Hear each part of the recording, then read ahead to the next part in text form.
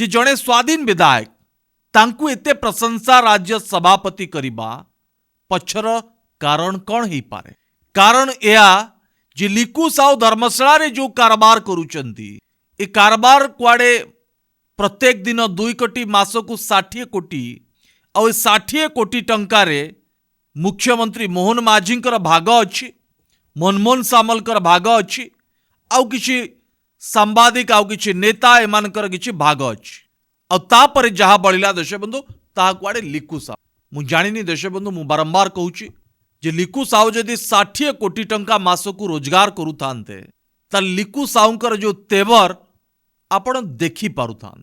लिकु साहू पत्थर एवं बाली बेपार करके किछि टंका कमाउछन, मु मना करूना, किंतु जो माने लिकु साहू को प्रत्येक दिन 2 कोटी टंका रोजगार करछि बोली कहउचंती देशबंधु, मु काहेकि विश्वास करि पारुना।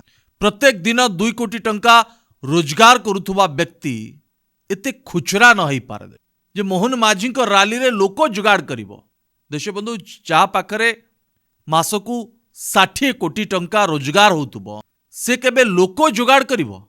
किंतु एबे मोहन माझी स्थिर करिचंदी, जहा तृतीय महलार चर्चा, दिल्ली रे चर्चा, भारतीय जनता पार्टी शिविर रे चर्चा जे लिकु साहू सहित कौन संपर्क आउ से रखिबे ना।